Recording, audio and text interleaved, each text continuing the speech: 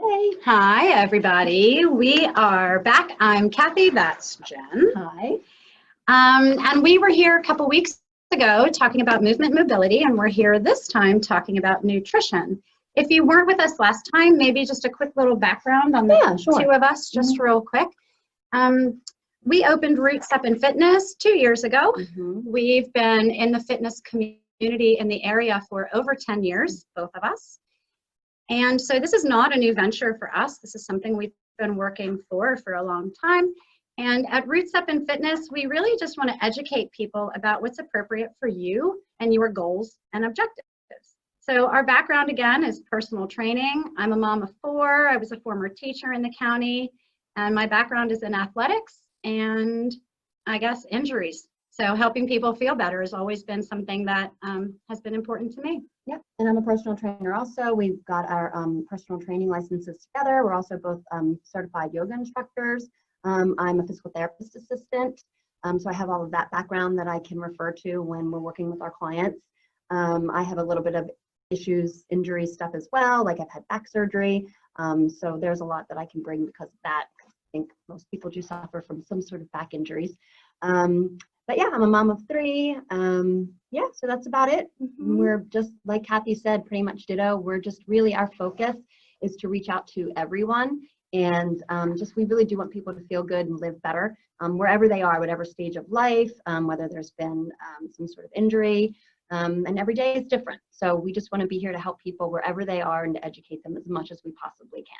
Nutrition is something I think that a lot of our clients have asked us about for years. And so this is something we really are excited to talk about today. We're hopeful that you have questions as well, and they can be specific to you. They can be specific to a friend, but please type away any questions that you have, because that also helps us know what to talk about, what you're interested in. I think the first thing that Jen and I really like to tell people is eat real food, right? There's a lot of information out there. There's a lot of information out there, and it's almost too much.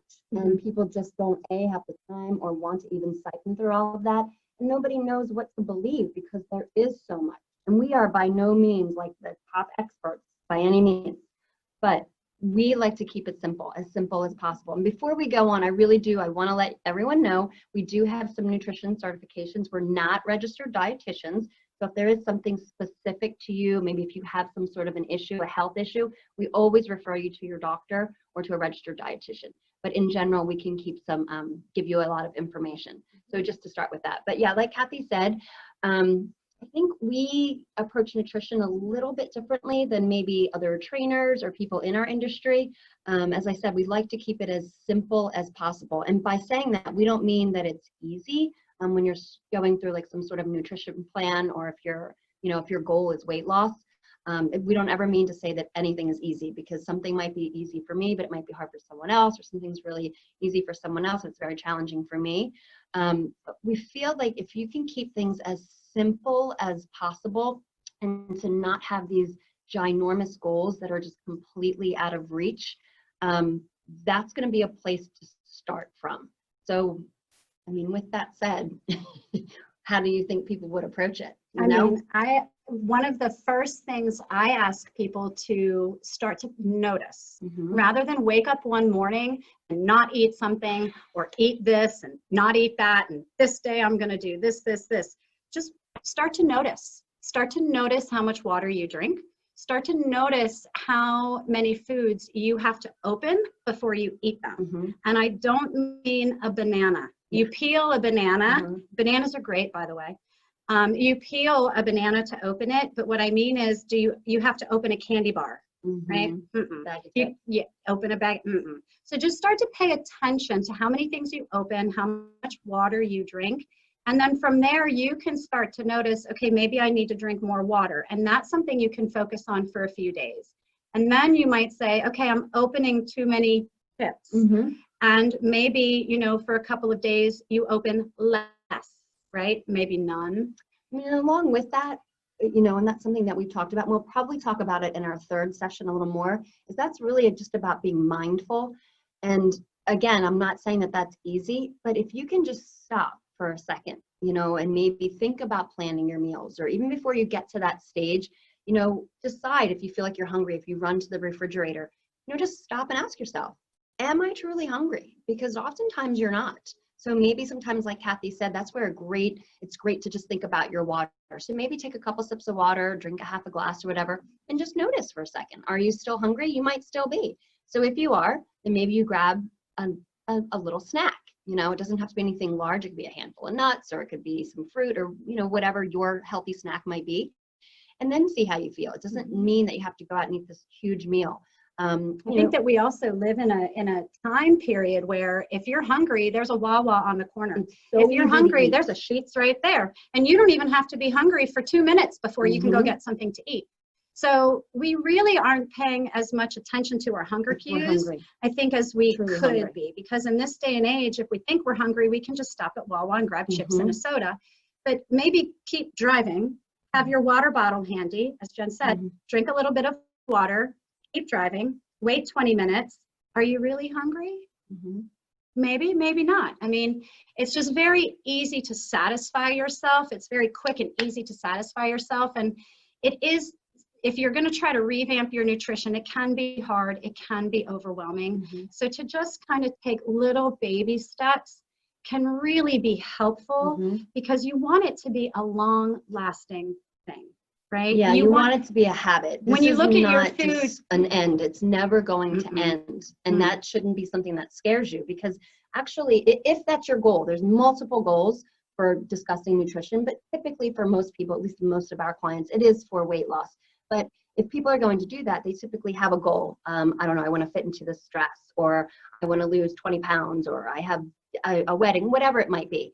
And that's fine. But what we try to educate people on is there isn't an end to that. So when that event comes up, or when you lost that specific amount of pounds, then what? Are you done? Do you just throw everything away that you just learned and all the new habits you just created? Or are you going to continue? And typically that's what we're hoping you're going to do, is you're going to continue, because to be honest, to lose the weight is usually a little bit easier. It's that maintenance period that's really challenging for people. So if we also like to tell people not to look at things as like a diet. Like, I don't even like that word. I think it's just not even a good word personally. And I know there's different types of ways to eat. There are different diets out there, and that's great. Like, I don't knock any of it. I think you have to choose. And this is where I know I can get frustrating for people, because people sometimes want us to just say, this is what you need to do. But Kathy and I will never say this is what you need to do, because every person, every body is unique. So we are really big about, like she said, the small little things that you do to make those changes, like drink the water, be more mindful, ask yourself if you're hungry, you know, prepare your meals. But you just have to, you know that it's going to take time, and it's not easy, and it's going to be a forever thing. And here's the thing. You're probably going to mess up from time to time. Every day, maybe. You're going to eat some brownies. You're going to drink too much wine. You're going to go to a party. Or no, you're not going to go to a party. We're not doing that. We're not doing that. But you know, if you do happen to make a choice that you might regret, that doesn't mean that you throw the whole day away and that it's just over. And I think for some people, it's kind of all or nothing.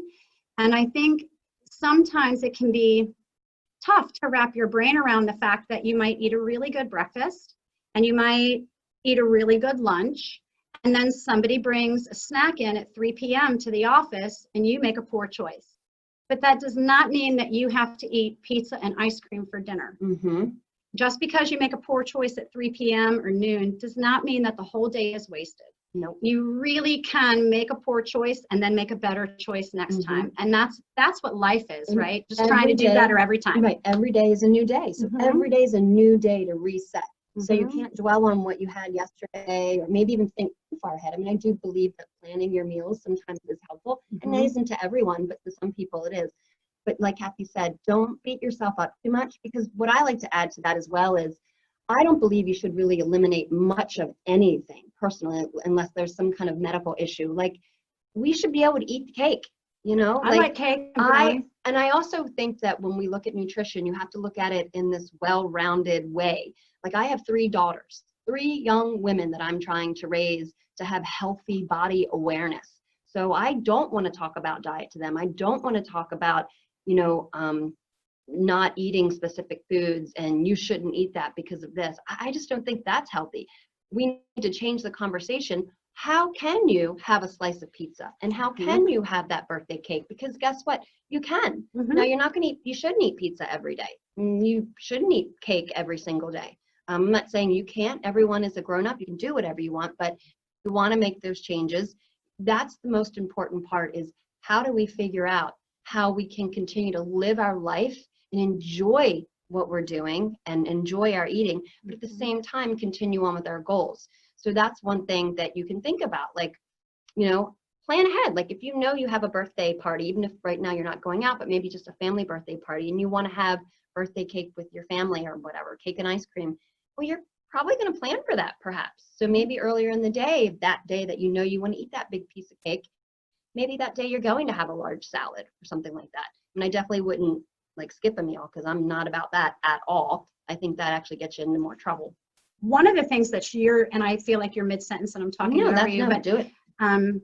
Eating a salad every day is something that we recommend. Eating a big salad every day, whether it's for lunch or whether it's for dinner. And or I know breakfast. Or even breakfast. I eat that kind of stuff for breakfast. I don't believe in breakfast food. No. Just saying. What's breakfast food? Yeah. I've eaten salmon for breakfast. I do. This one eats arugula. I had for like every meal. salmon and no, I did not. I had lentils, spinach, and an egg this morning. So anyway, the same. Yeah. So a salad is, if you can eat a big salad for either lunch or dinner, that is a great thing to do to help keep you kind of on the wagon. Not everyone likes salad. So that's where like a smoothie might come in handy, where you can put some lettuce in the blender, put in half a banana, blend it up, and you still get your greens. Because I know not everybody likes arugula. It can be a little bitter. Some people prefer iceberg, whatever. Some people don't really enjoy salads at all, but you can put the greens into a blender and make a smoothie.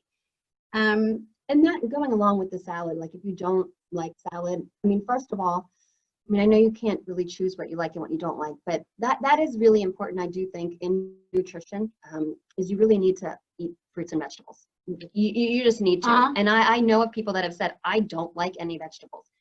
That is a little bit of a tough one, but I would be willing to bet there's something that you like. So maybe the next time you're at the grocery store, this is something we always recommend to our clients as well. So when you're at the grocery store, if you know there's certain things that you definitely like, awesome, great, get them.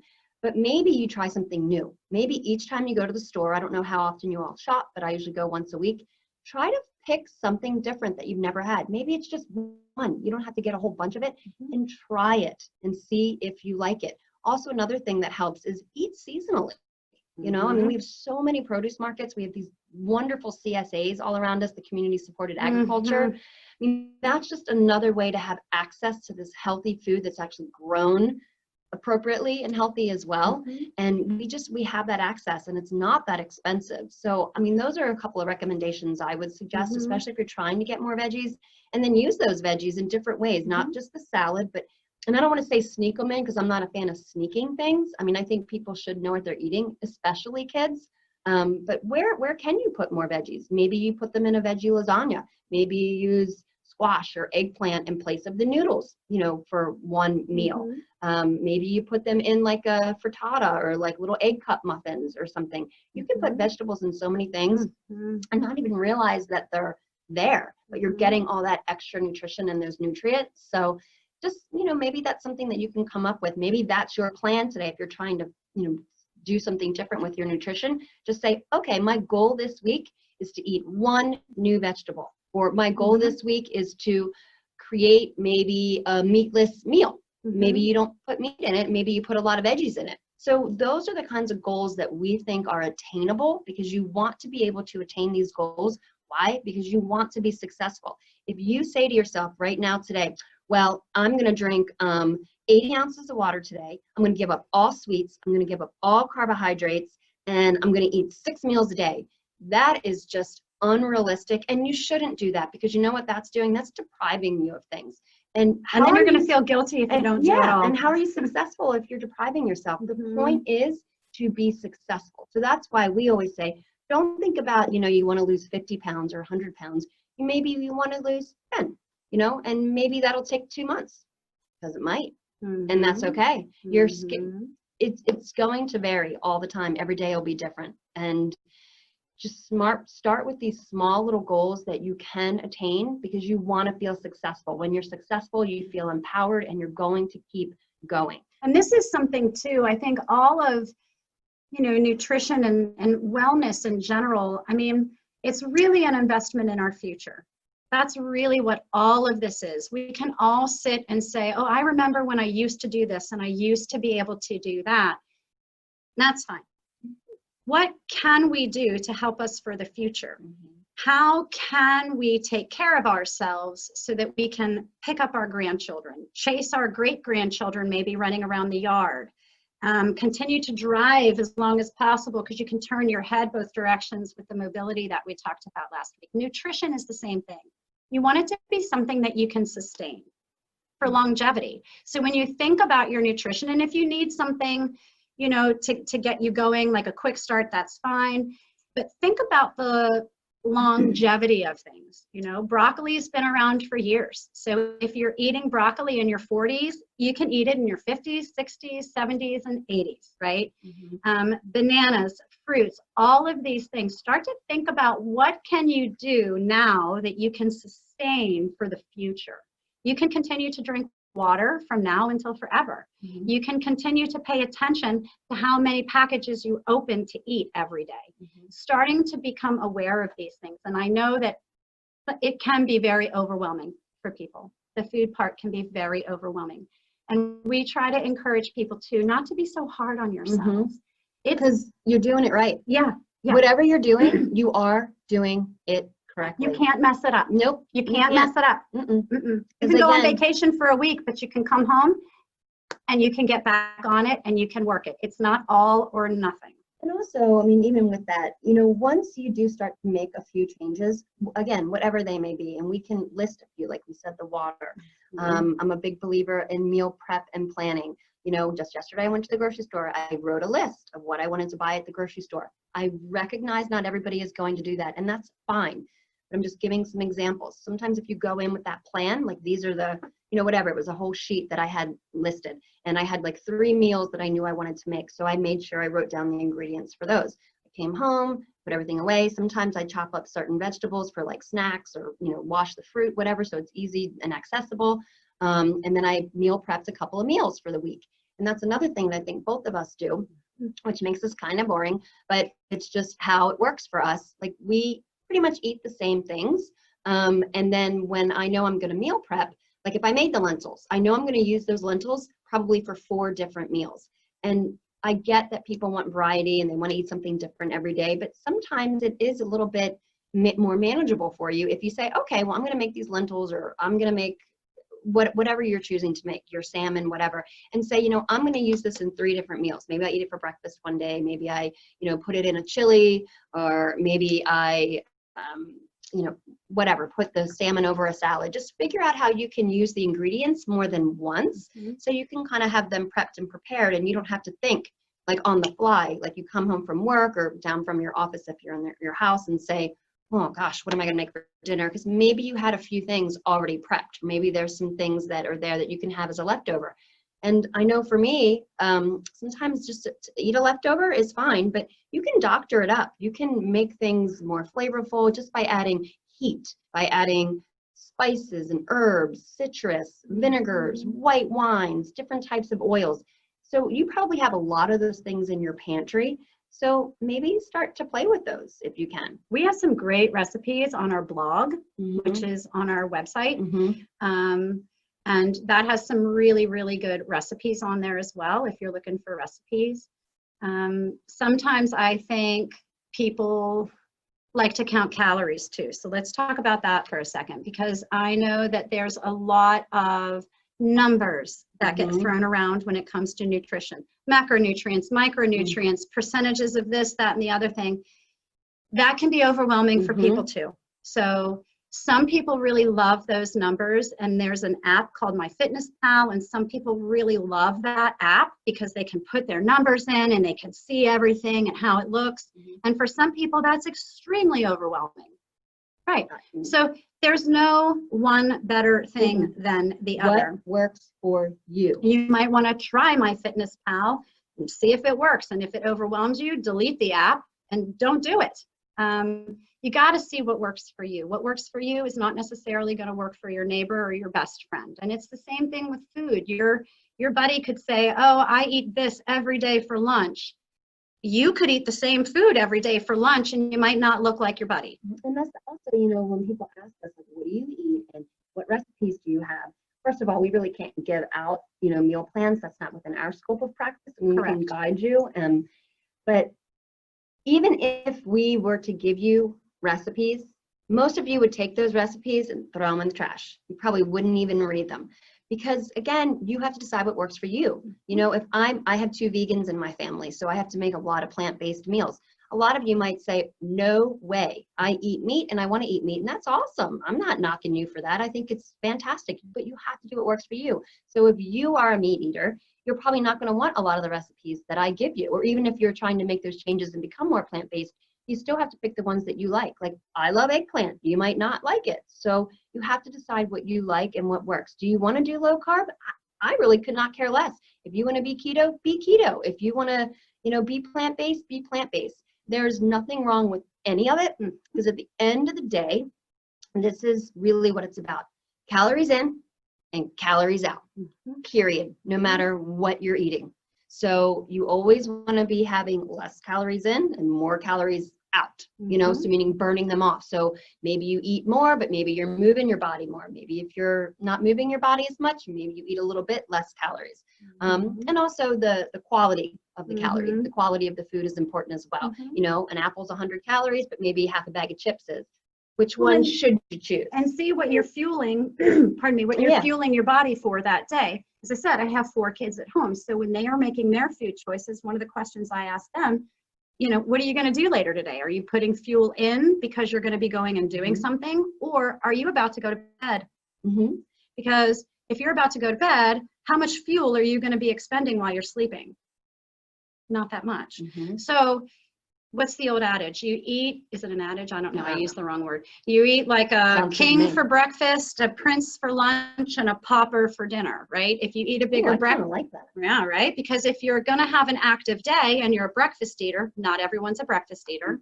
That's okay too. If you are a breakfast eater and you're going to have a busy day, well, maybe you fuel your body in the morning with a good hearty breakfast, because that's going to help fuel you throughout your day. And as you go through your day, maybe your activity level is going to be less and less. So by dinner, maybe you're just having a salad and a piece of protein. So think about what you're eating and what you're fueling your body to do. If you're putting food in, okay, well, what am I going to be doing with this food? Am I going to be using this food because I'm walking my dog or taking my kids to practice, and then I'm going to walk around while they're at practice or whatever? Or are you going to bed? Or are you going to sit on your couch and binge watch Netflix? Think about that. I mean, when you put it in, you are fueling your body, and that's where the whole eating to live versus living to eat. We eat because things taste good. And as Jen said, you can have wonderful, healthy, plant-based food that you can have taste good through spices and other things like that that you can add to it. But really consider what you're going to be doing with the fuel you're putting in your body. And don't think that healthy food is not delicious.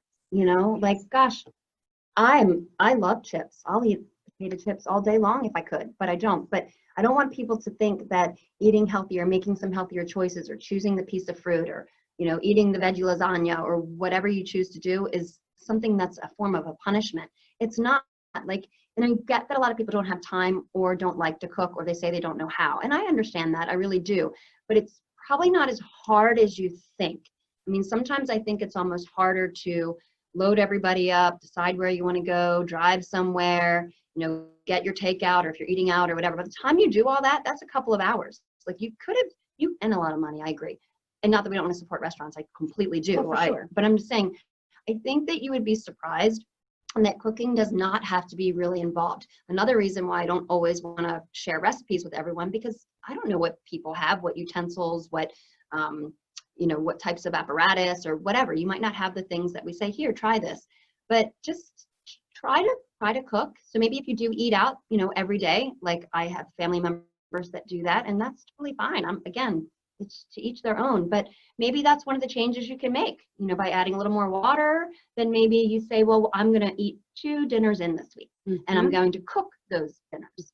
So make it something that's simple. And it doesn't have to be like, I think back to years ago, it was like you had to eat a piece of chicken and a piece of broccoli and like brown rice, and which is great. I would eat that meal all the time. But it doesn't have to be that generic or bland. I mean, there's a lot of other things that you can eat that are pretty simple. You don't have to make it really crazy, hard, and intense. And if batch cooking overwhelms you, because sometimes batch cooking, like on a Sunday, especially now football's back on, people might want to batch cook, you know, 8 chicken breasts. But if you're going to cook in 2 meals, maybe you make enough that dinner so that you have lunch the next day. So you're not really batch cooking for a whole week, but you're just making a little extra so that you can have it for lunch the next day. Start to think about, again, like we said, little changes that you can make. Trying to revamp everything all at once is really overwhelming and can almost set you up for failure. And Jen and I really like to set people up for success. So slow and steady, just start to notice, start to pay attention, make little choices here and there, see what happens. Exactly. Yes. Well, with that, could we open it up for some questions? Yes, please. Okay. Can you see on your screen? I'll stay on this side. Can you see on your screen if there are any chat questions, or would you like me to adjust the screen? We might need you to adjust the screen. Let's adjust the screen so that we know if our audience has asked any questions. And it looks like we have one chat question.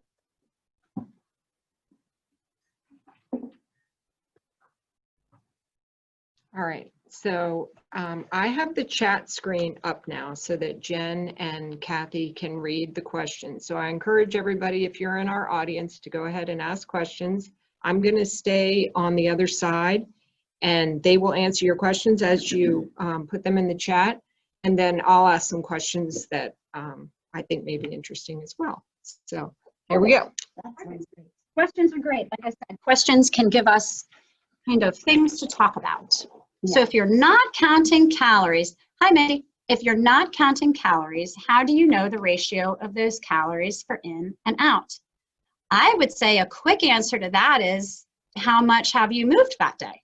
That's a quick answer. I mean, you won't know if you're not counting the calories, obviously. But like Kathy said, for me personally, and again, we have a lot of clients that do count calories. I don't. I never have my entire life. It's too overwhelming for me. But like Kathy said, think about your movement. So maybe if you have a job that you're sitting at your desk most of the day, which a lot of people do, and they're sitting, you know, for 8 hours a day, sometimes more. Think about that, and then think, okay, after work, am I going to do any workouts? Or are you just pretty much going home to like eat dinner and then sit on the couch, relax with your spouse or your kids, and then going to bed? Maybe that's a day where you really think about your intake, like how much you're eating, and maybe think about those, like eating more salads, things like that, you know. If you know you're going to be moving your body more, maybe you're taking a 5-mile walk with your dogs, or maybe you're playing soccer with your kids, or maybe you are going to a workout class. Maybe that's a day you might add a little extra. So again, you might not be counting the calories, but think about the quality of the food and think about maybe how much of it you're eating. Also too, as I said, think about how much you're moving that day. It's one thing to maybe go get a 30-minute workout every day, but if you get a 30-minute workout and then you're sitting for the rest of the day and you're not doing anything, how great was that 30-minute workout? It was good, but if you walk for 10 minutes at lunch, if you take the stairs, if you park further away, and you just move a little bit more throughout every the day, just keep moving. You will be surprised at how much movement that adds up to. Phones help track steps. If you have your phone on you, that can help you track your steps, which can help you see how much you're moving, whether you're counting calories or not. Pedometer helps you count your steps. Things like that. Yeah, and if you are someone who has to work from home and you're sitting at a desk a lot, you know, maybe that's to get more movement into your day. And you can get up and take breaks, especially now when you might not be in an office setting. deciding, you know, get up, you know, set an alarm if you have to for every hour. Make sure you walk yourself to the bathroom, even if you don't have to go to the bathroom. Maybe you walk to go get a glass of water. Maybe you get up and you do like 10 squats. I know it sounds really silly, but when I'm brushing my teeth, I do squats, you know, heel raises. I just talked to our buddy Patty this morning. She stands on a wobble cushion when she's making lunches for her children. So there's lots of ways to get more movement into your day.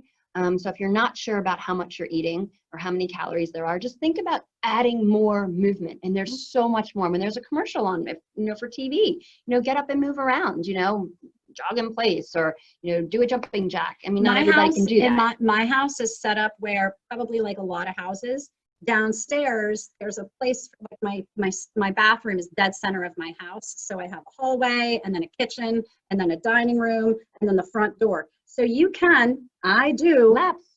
just do laps in my house. I know it sounds silly, but we do these things. Both of us do these things, and we recommend to all of our clients, whether you are, you know, a banging crazy athlete, which we think everyone's an athlete, but whether you're, you know, 20, 40, 60, 80, you can always add more movement. And truly, even if it might sound silly to you, if you're someone who's like doing burpees all day, every day, these things matter. You know, I always park my car far away and try to walk. You know, take the stairs when you can. These things really do matter.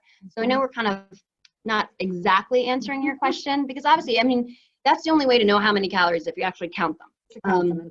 And if that's important to you, then I say do it. There's lots of ways to do it, but you don't have to be tied to that. Again, there's plenty of people who don't count calories, and they're doing just fine. So if it's confusing for you, just think about, okay, maybe don't eat as much. Maybe you don't need that extra snack because you're not really moving your body. And then think more about, instead of what's going in, think about what you can put out. So how much more movement can you create?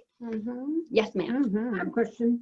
Okay, so let's take your basic parent who is at home right now with their children, and the children are doing their online studies for school. And they joined in last couple weeks ago, and they've got the movement down. They've added a walk into their day, and now you're telling them, okay, now you need to eat healthy. And they're with these kids all day that are tired of being at home, and they feel like they cannot add one more thing to their plate. So what would you suggest to them? Okay, they scrambled the eggs for breakfast. They know they ate well then. What are some snacks that they could say, okay, what would I like, and what do you think my kids would like? This is for the person right now who's at home, totally overwhelmed. What kind of snacks would you I will tell you my favorite snack, and I know I talked about opening things, but you have to think about what you're opening, okay? One of my favorite snacks, because it's filling, it's quick, and it's easy, and I have 4 kids. It's a cheese stick and a 100 calorie pack of almonds. Nuts are always a really great choice. Be careful with your nuts though too, because I think a 1/4 cup of walnuts has 200 calories. So if you're just gonna, you know, eat them. So for me, Blue Diamond has the 100 calorie packs. A 100 calorie pack of almonds and a cheese stick and a glass of water can be very filling. It's easy. It's a quick grab on the go. You can eat it in the car. You can, you know, the kids can eat it too. That's my answer. Yeah, I mean, those are great options. I mean, my kids, they love, this might sound silly, but I'm a crunchy person and like salty. I said I love chips, but I'm obviously not going to eat those all the time. Pickles. Pickles are a great snack. That's something easy, crunchy, it's kind of filling. If you can get your hands on some fruit, like an apple. And again, if you're asking about little kids, you know, I get a lot of people don't have time to be creative. I'm certainly not that creative either when it comes to fun snacks for the kids. But if you have the time, you know, you can make it cute. You know, you can make a little like log with the celery stick, and you can put the peanut butter and put like raisins on it. And if you can get your kids involved, it really does make a difference. And that's also a way you can introduce new foods to kids if they get involved. I know like sometimes I don't want my kids in the kitchen because it's like, oh, they get in the you're way. doing it wrong, you're making a mess. But you know, that's where they're learning. And especially if we are doing all this learning at home, why don't we incorporate that? Then on top of that, you can incorporate math, you can incorporate reading.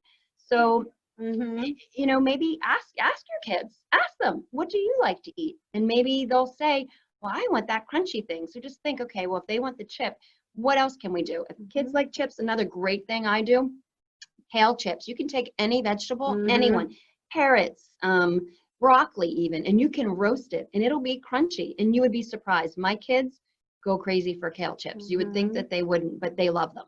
So You have that on your wall? I don't know if the kale one is on there or not, I want to say that it is, but I mean, but if kale, not, I you- have tons of recipes, but kale So- chips would be super simple. Basically, I can even say it. Yeah, I was Then gonna I say can it's try to super put it up. easy. I would take kale. I like the curly kind better because it's thicker. You know, wash it off. Make sure you dry it really well. You Mhm. want to pull it off that thick stem, and then I like to place it on a baking sheet. Try not to crowd it.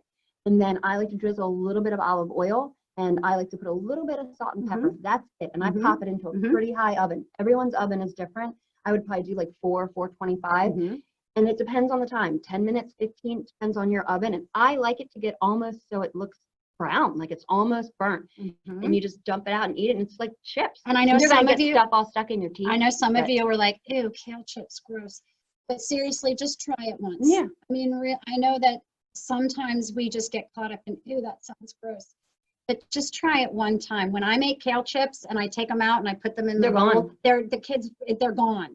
They really, they And eat again, them if so kale's quickly. not your choice, think of another vegetable. You can roast any vegetable, cut it really thin, and you'd be surprised. Put a little bit of salt and pepper, any spices on it, and you'd be surprised at what your kids And will as a parent too, I mean, and I know, you know, we get so busy and with the kids and the online and we're very overwhelmed. I understand that. We feel it too. Did we mention we have kids? Yeah, so we get 7 it. between the two of us. Yeah. Carrots are another one. And in my house, my kids, myself included, not necessarily the baby carrots because I feel like they've been cut and treated in a certain way. So I prefer the full carrot and I just shave off the edge and I give it to my kids. And they're, you know, acting like And Bugs Bunny and eating carrots. Carrots are a big one in our house too. And you know, my kids don't like them plain. My kids aren't little anymore. They're a little bit older.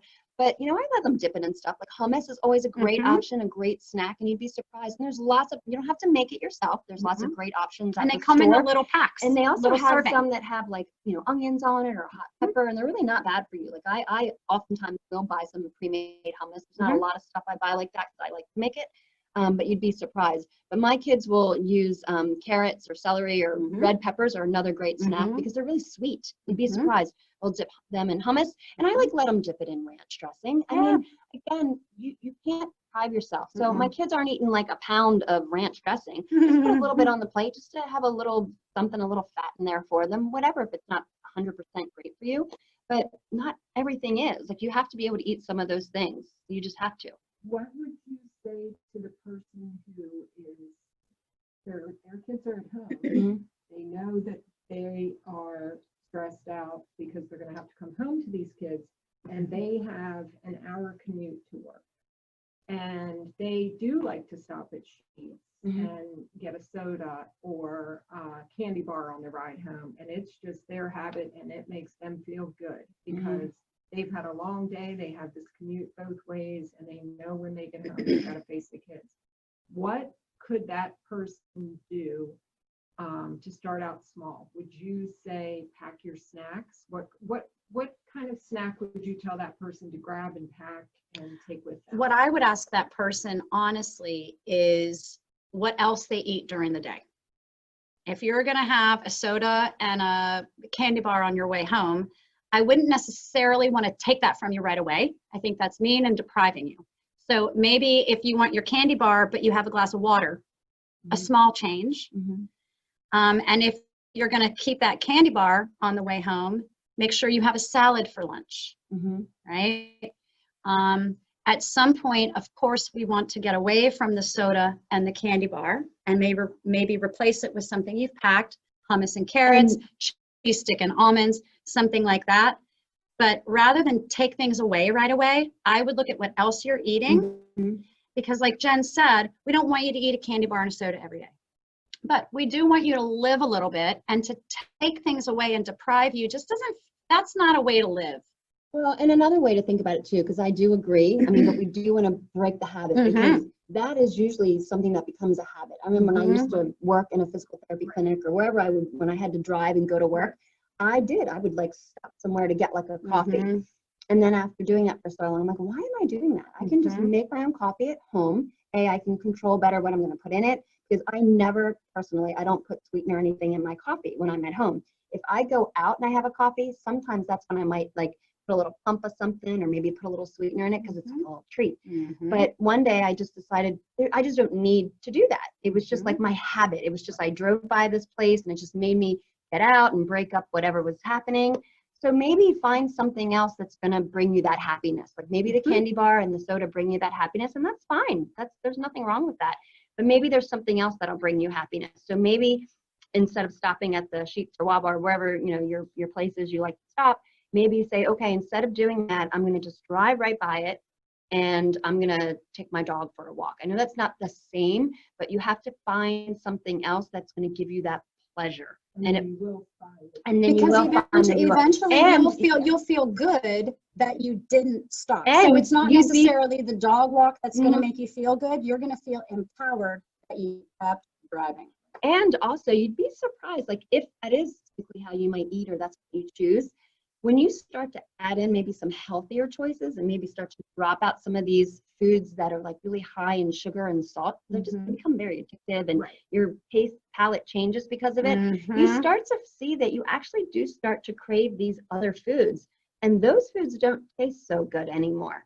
So, I mean, I would definitely say to try that. Another thing you can do, because I know a lot of people do like their chocolates and their sweets. So maybe what you would do, like you said, maybe, like Kathy said, maybe you don't want to take away stopping them right away, but one way to stop it is, instead of getting a full candy bar, go and get like just a block of really good chocolate. Like spend the extra money. Make sure it's really just good, solid quality chocolate that's like full on dark chocolate. There actually are some health benefits to it. And I know it seems like not much, but take a square. Just get a square of it. And you know what? That's your little treat. You wrap it up like a present if you want. When you get into the car, and instead of stopping by, when you're driving by that spot and you know you want that, what would I get? I don't know, like a Snickers or something. I don't even remember the last time I had a candy bar. But just last night. pull out that piece of chocolate, and there's your little present. And you know what? Sometimes, and that's what we both do that sometimes.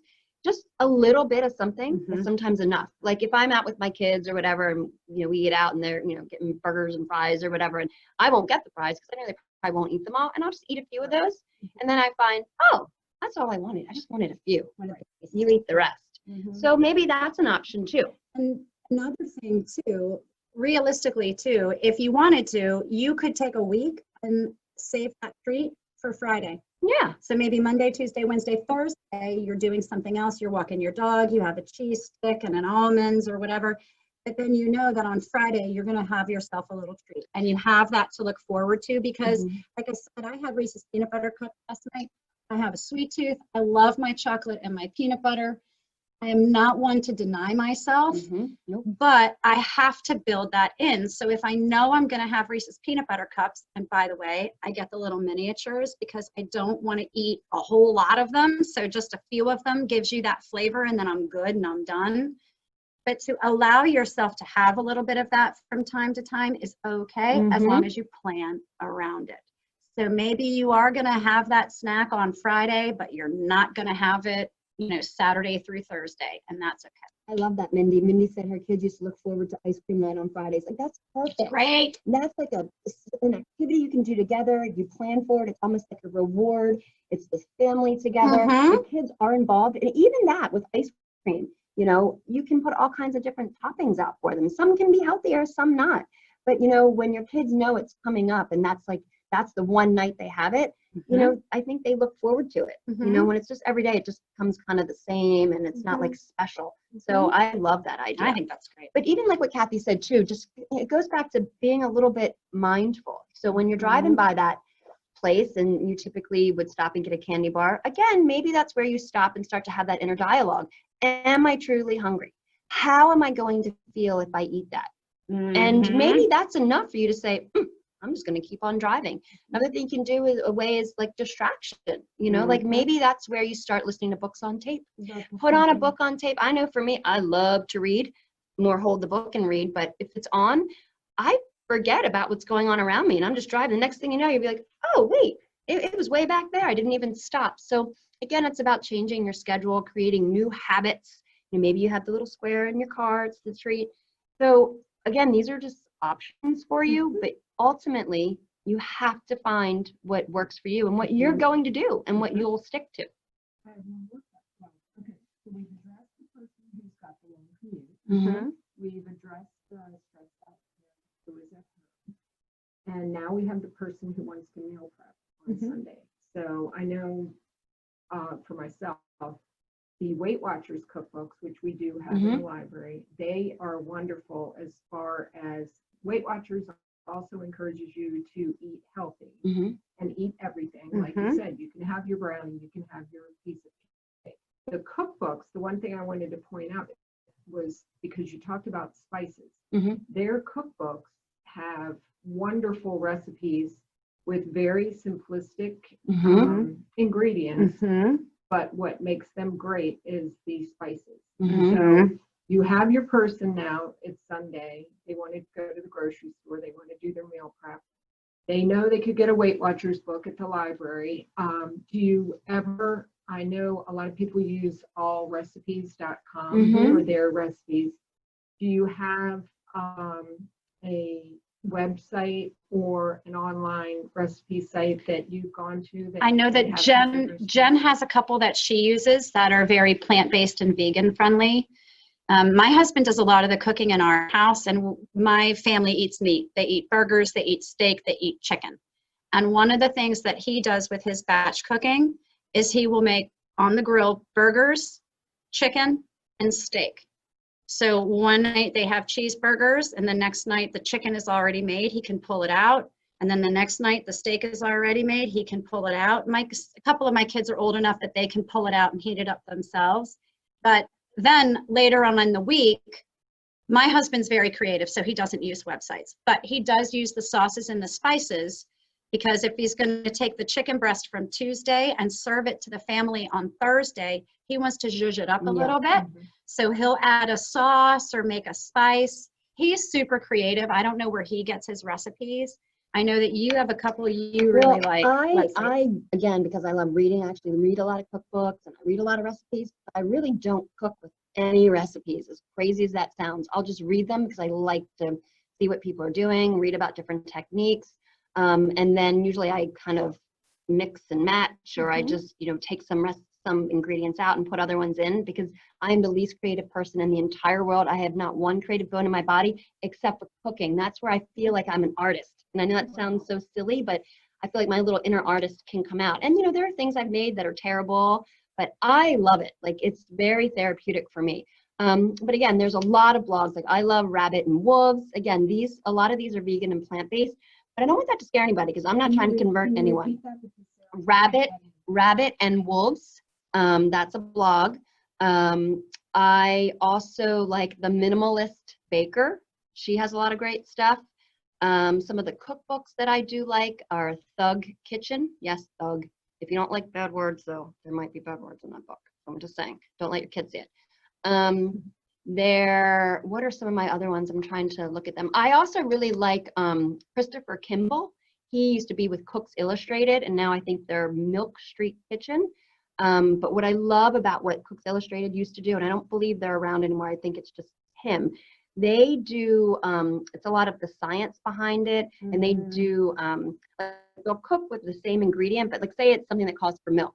They'll use almond milk, they'll use soy milk, they'll use oat milk, they'll use dairy milk, and they do all the work for you and then tell you what worked and why. Chris Kimball. I don't know if he's .com. That's just the name. He's a chef. And I just like that they basically, it's like, it used to be America's Test Kitchen. So I don't know if he's still America's Test Kitchen and Cook's Country and all of that, but Christopher Kimball is the gentleman that was in charge. I do know that he has a new blog or website. I think it's Milk Street Kitchen, I believe it's called. But again, a lot of times what I'll do too, like if I have something new I want to make, I'll just type it in the little Google and just 8 million things will pop up. Like, Food and Wine has a lot of great recipes, but again, a lot of these websites and magazines, even though they're amazing, they can be complicated.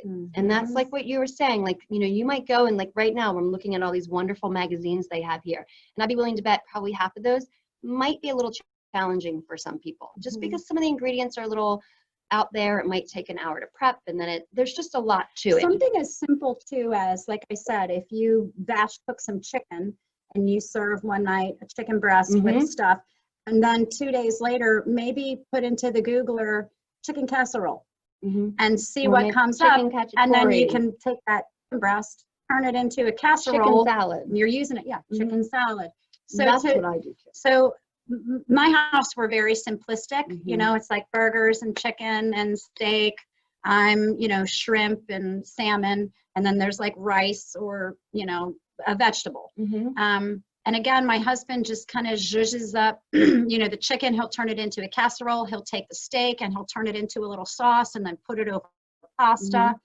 So, you know, to start simple and just maybe look up a chicken casserole recipe. And as Jen, and even as Joan said, you know, to really look at the recipes in the cookbooks and see what ingredients you may have on And if you're hand. going to do that, come to the library and check out a book or something.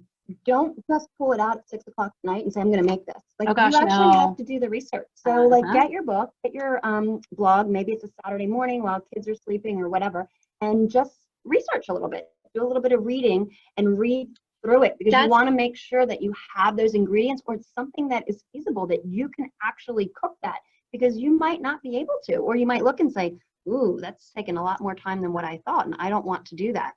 Jen So- brings up a great point. We really live in an age of ease. We've got Amazon Prime. You don't even need to cut your vegetables anymore. Yeah, no kidding. You got somebody to do that for you.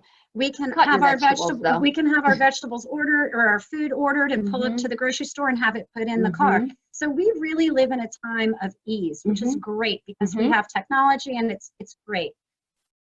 Take the time to do a little bit of research. Just a little bit, like Jen said, 10 minutes on a Saturday morning with a cup of coffee. Look up chicken casserole. It'll be longer than 10 minutes, but you'll be so glad that you did. Take the time to research. Not everything happens like that. Not everything is quick feedback. Not everything is Amazon Prime. You're going to have to put in a little work, and you're going to have to take some accountability. And I'm not meaning to be mean right now. No. But that really is a lot of it. I joke a lot about the commercial. I don't know if it's a Geico commercial where somebody's eating chips and their trainer comes and knocks the chips out of his hand and puts the carrots in his hand. And, you know, these choices really are for you. And one of the things that Jen and I say a lot, as an adult, you have to parent yourself. Yes. We can parent our children very well, and we can make sure that the kids get up and move and they're not on the computer for too long. But then we're on our computer for 8 hours a day, and we aren't parenting ourselves. And that's hard to do. So we try to encourage people with nutrition and really everything. Just think about parenting yourself.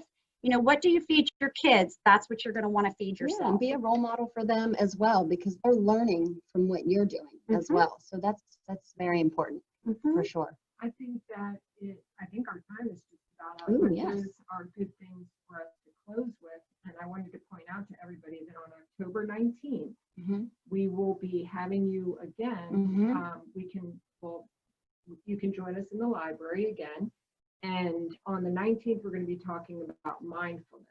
And I hope that the people who have joined us already, they can come and join us that day and say, I'm so proud of myself. I'm mindful about my movements now. Even though I'm sitting at work all day, I feel like I'm moving my head back and forth, or standing up to walk farther from my car to the building, or going up steps or whatever.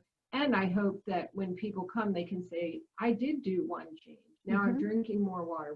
We have a little less than a month before we meet again, but I'd like to challenge everybody, you know, before we meet again, that they can say, yes, I did that one change, whether it was the water or having a cheese stick and nuts every day. Please let us know. I think that's great. I We would love it. We love to know what you're doing. If something And no change is too small. Right.